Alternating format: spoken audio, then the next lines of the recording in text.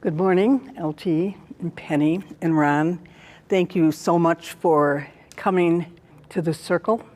We invited you here to talk a little bit about restorative justice and the implications of having lived traumatic events in all your lives, but also having worked at trying to move forward in a positive way, to be able to keep your spirits up. And all three of you, in my view, are saints. I think that you've all demonstrated incredible strength in the face of trauma and difficult times. We are taping this for purposes of showing others how people can think about that restorative justice is not just meant for us to do for others, but also a way of living and a way of approaching our own dark moments and tough times. The place of a circle is a sacred place where each of us has an opportunity to talk and not interrupt each other. And what I'm asking each of you to think about is specifics of some of the traumatic events that you've all talked about in the past. So people that are watching this can have a sense of where you're coming from, but then to share, if you would, where you find joy in your life, where you find connectivity with others, where you find repairing happening, healing. And it really is to give people a chance to think maybe I too can find a path of healing or light from my dark places. So why don't we each take a moment of quiet, and I always say you can close your eyes if you want or not, kind of place ourselves in the circle. And then when you're ready, LT, if you want to share a little bit of who you are and where you come from and how you're doing now.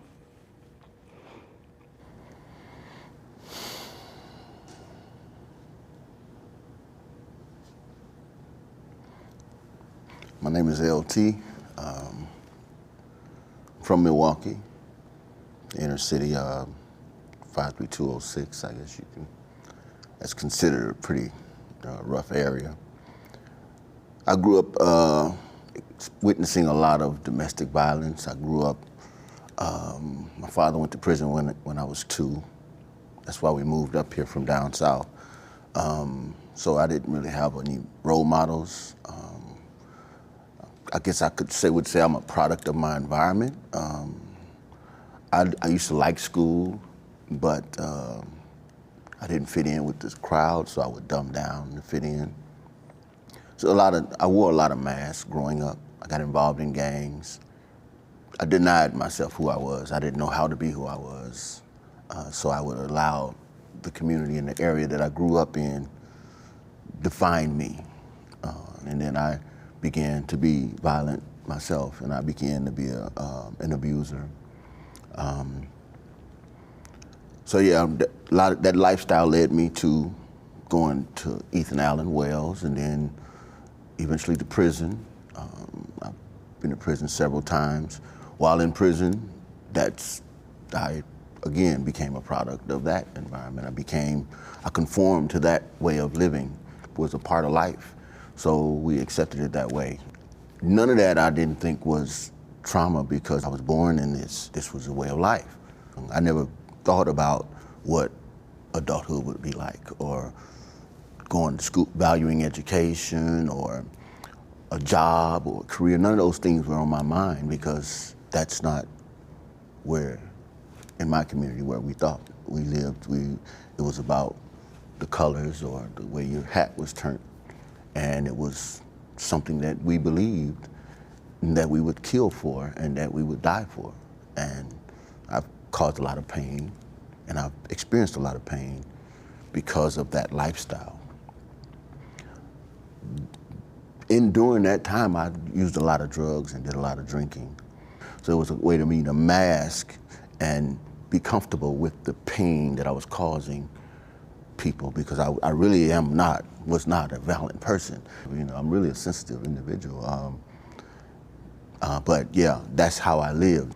And I was very insecure, and being insecure made me really, really dangerous to everyone. So one day as I started opening up and realizing some of my madness, I had broke my kid's mother's jaw, and we were sitting at the table, and my 2 daughters were sitting there, and my son was sitting there, and I looked at my son, and I thought he would kill me when he got older, because I remember when I saw that with my mother getting beat up all the time. And I looked at my daughters and I said, they're gonna think this is love, and they're gonna think that this is the way it is. And so that was the last time I ever hit a woman, but I still had all these other pieces about me. I had a role model, my brother-in-law. He kind of would always tell me, man, you're smarter than this, you can do better, you can do better. Whenever I went to prison, he would always come visit me and talk about the different things I could do.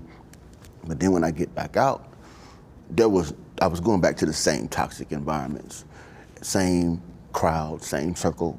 Now, I would fight to stay clean and sober and crime-free for at least 30 to 60 days, but because I was a felon during that time, I wasn't welcome I didn't feel welcome, but the streets would always welcome me. So I would always go back. And so I lived that life for about 35 plus years, and I thought I would die like that. The last time, I just said I was gonna give life a real try and see what it's like on the other side. And I'm a man of faith. Whenever I would go to prison, I would always pray, and I always felt as though there was a bigger calling on my life. So I come out, and that's where I went, and my brother-in-law, Ray, he grabbed me and he said, okay, what do you want to do? I told him I wanted to get involved in helping others. So I went back to school. I knew with my background was so, had such a rough background that it was going to take some time. So I went back to school, got my undergrad degree, got a job working with Wisconsin Community Services, working with at-risk youth. I'm also a mentor for ex-offenders. That's also with Partners in Hope Prison Reentry Program. So I'm involved in helping and trying to help people take those masks off and help them realize that they don't have to die like this. With the things that's going on today, it helped me see how painful and how much of a mask I had on. When I saw George Floyd with a knee on his neck calling for his mama, I had problems breathing. I had to gasp for breath myself. And then I realized how my neck, how I've been choked by this systemic racism for so long. If my son was laying there with a knee on his neck calling for me mama, I would burn this sucker down too. That's how painful this is. It's painful and it's hard to explain. You have to live it. So that's something that I'm dealing with right now. After I witnessed that on TV, and I cried, So it's really, really a difficult time right now. And so I really work passionate with the youth that I work with, because I don't want them to have to go through what I went through. And I believe that that is where I'm called to be. Thank you. Penny? I'm Penny, and I'm a survivor of a sexual assault that occurred in the mid-'80s. I was small town Wisconsin. I was jogging on a beach, and a stranger came up behind me, put me in a chokehold, and said, "We're going to take a little walk into the sand dunes." Although I resisted, he beat me and attempted to sexually assault me, and then strangled me until I lost consciousness. When he grabbed me, I remember thinking, I need to get a good look at this guy, because if I survive this, I want to be able to identify him. And so I thought I was memorizing his features. I was looking at what he was wearing. He told me he had a knife. I was looking at his jacket, trying to figure out where he could have that knife hidden, because I didn't see the knife. And this part of the story will take on more importance a little bit later. Shortly after I was taken to the hospital, I'd shown a photo lineup, and I picked the man who I thought was my assailant out of the lineup, and he was arrested, went to trial, and was convicted, and got a very lengthy sentence. And I remember thinking, thank the good Lord, I put a dangerous man behind bars, and he's where he should be. Not too long after that, probably about 4 years later, I became involved with the restorative justice movement and started speaking at Green Bay Correctional. And I remember going to prison thinking that if I told my story, maybe it would help the men, particularly other sex offenders, understand the impact they had on their crime. Little did I realize how mutual a restorative justice process was going to be. But the first time, when I went to prison, I went with these lofty goals, I'm going to help someone. And I remember telling my own story, which was still traumatic to tell at that point, and then listening to the men share their stories. And there was so much pain and so much trauma. I would come home from a healing circle and feel like I need to heal from this circle. I was just shot physically and emotionally for a couple of days. I remember I was always come home, I would lie in front of on the living room floor and just kind of shut down.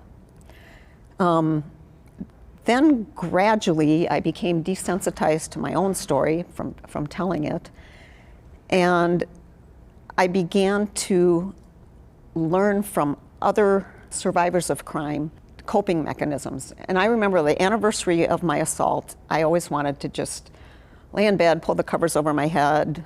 And in one of the circles, a woman named Kim said, on the anniversary of my assault, she's also a sexual assault survivor, I buy myself a dozen roses to remind myself that I'm alive to enjoy them.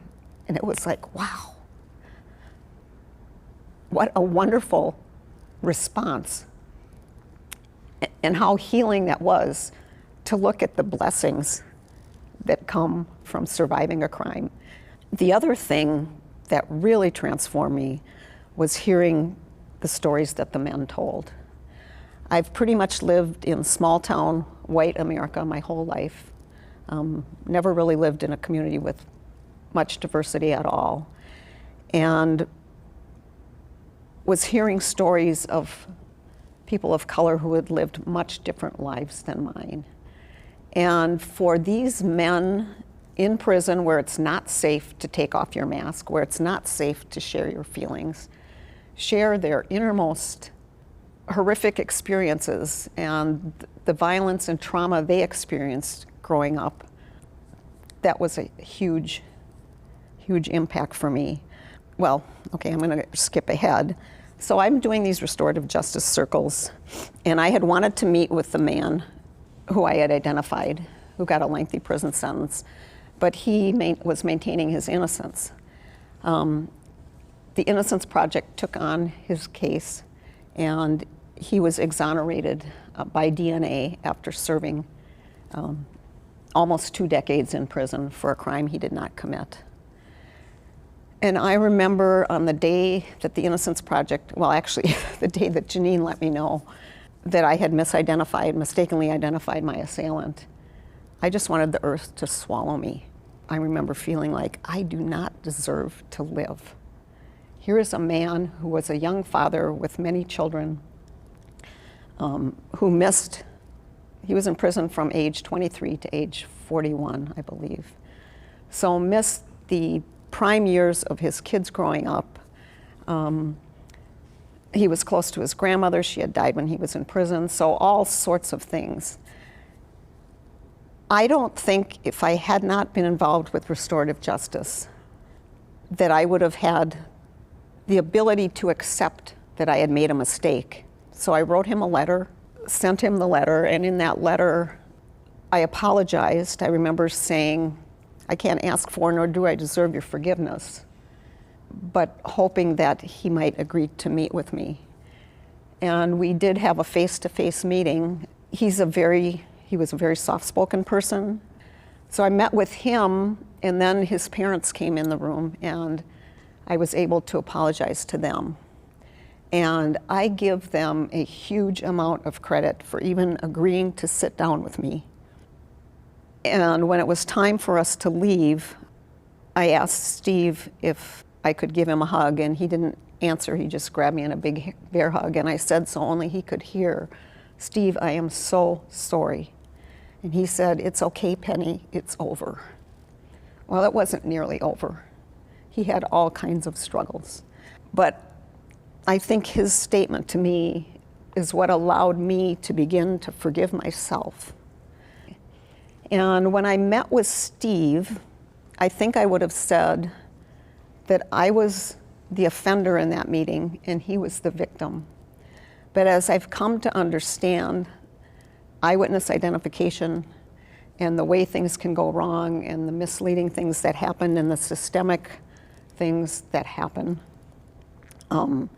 I would say that we were both victims of a justice system that greatly needs repair.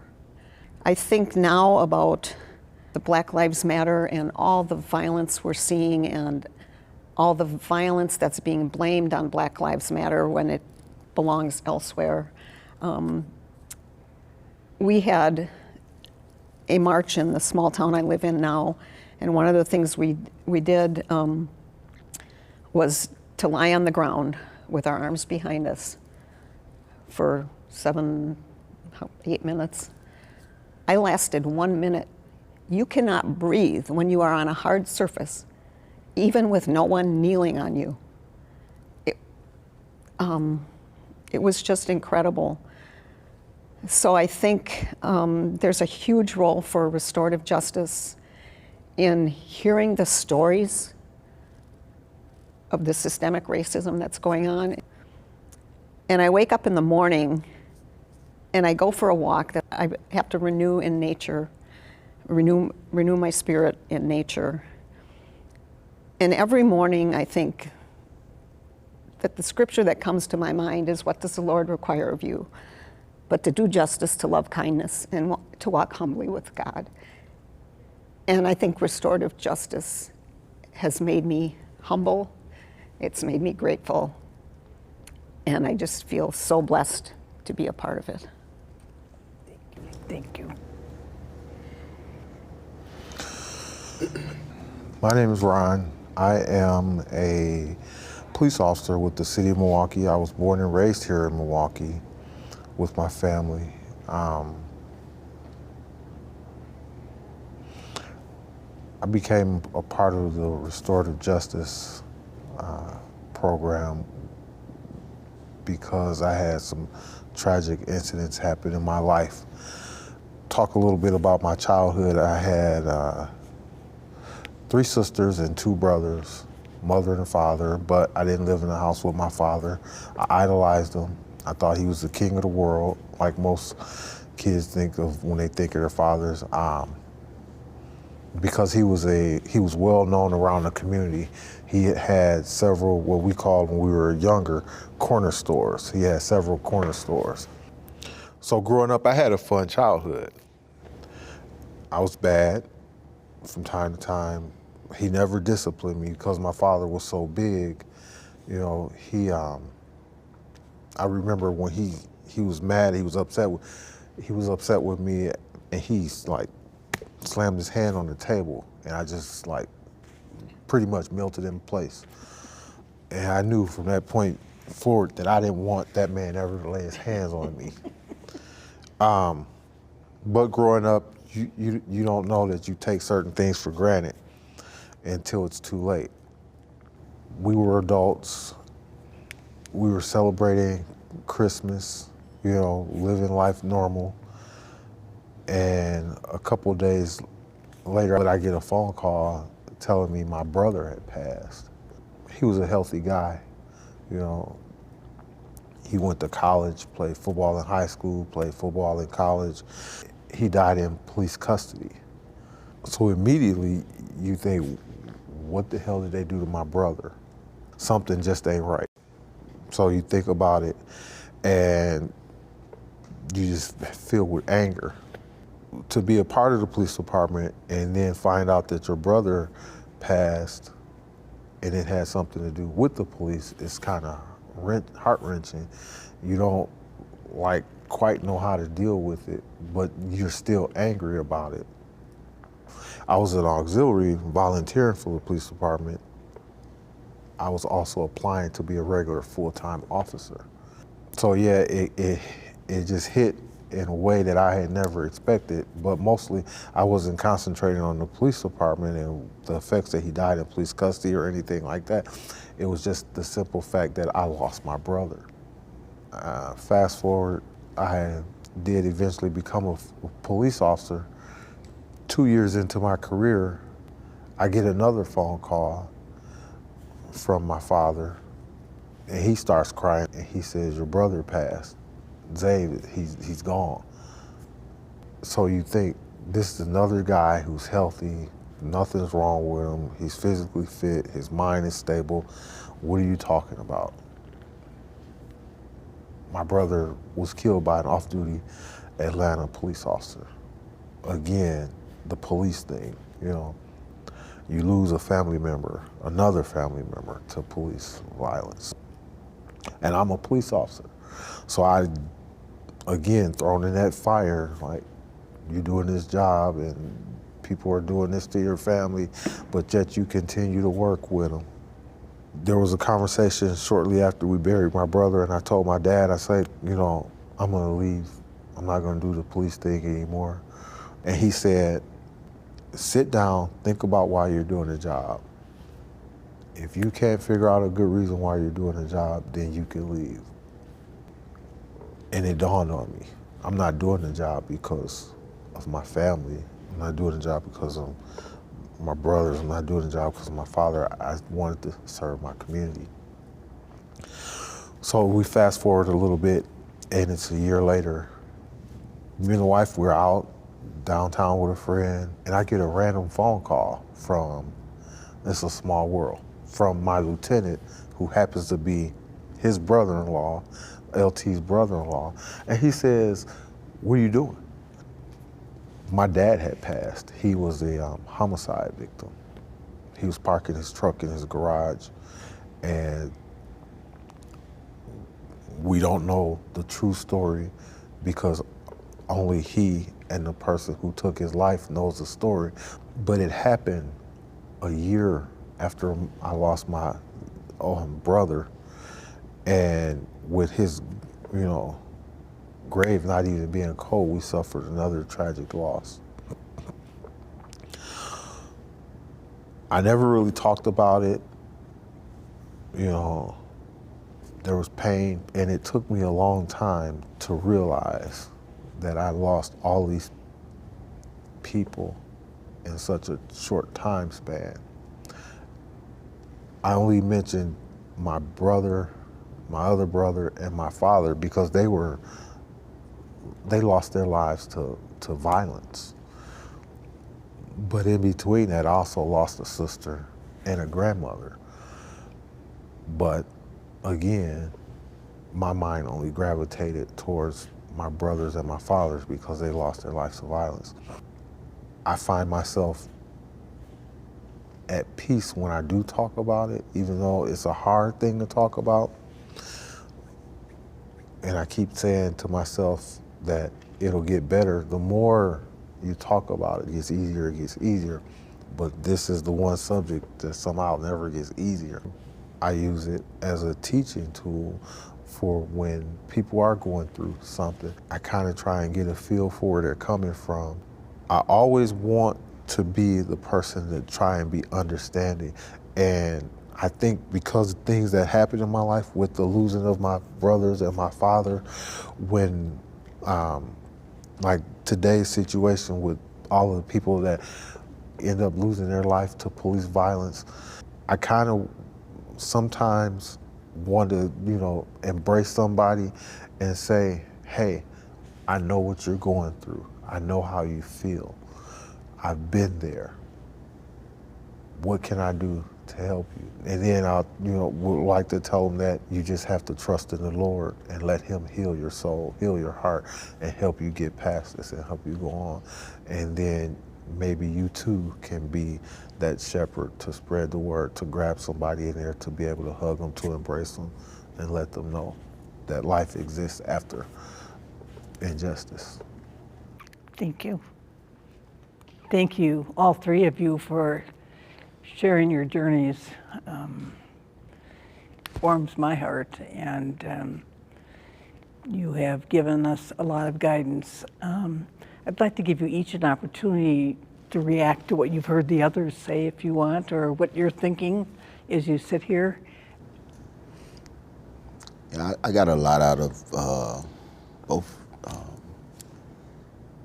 stories. I thought that was really powerful the way you were able to forgive yourself and meet the family. I thought that was an amazing amount of grace and that they gave. And I just thought that was amazing. With Ron, for what you were saying about how the model that your father was, I grew up with everybody telling me, you just like your dad, I'm named after him. So I was mimicking some of those behaviors. And so today, I'm grateful that I'm able to reinvent myself, so to speak. And now I'm respected in the work that I do, and my kids are really proud of me. And they come and they ask for my advice in different things. And so that kind of just let me know, again, I'm a man of faith, and all is not lost. And I'm just so grateful for that. So I'm really grateful for you guys sharing. I think it's so important for people to have role models, and that's what you're doing now, LT. I mean, I don't think you can underestimate the influence you're having on young lives, and I really commend you for that. And my head is just swirling, trying to sort out all the different roles you play. You know, being a police officer, being a black man, having experienced such huge personal loss. And I think when I think of both of your stories, what comes to mind is that we're all wounded healers.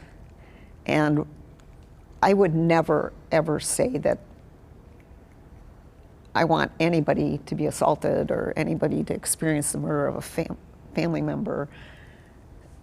But if we can find the silver lining in those experiences, and again, the power of story to share what we've been through and hear what others have been through, and try to make some good come out of that. So I thank you both for sharing your incredible journeys. Really deeply moved. I want to talk about LT because I mentioned to you once before, Milwaukee is a small city, and it's a small world, because the same person that got him involved in is the same person that got me involved in with the police department. And I don't understand why he never made us cross paths as adults to work with each other, you know?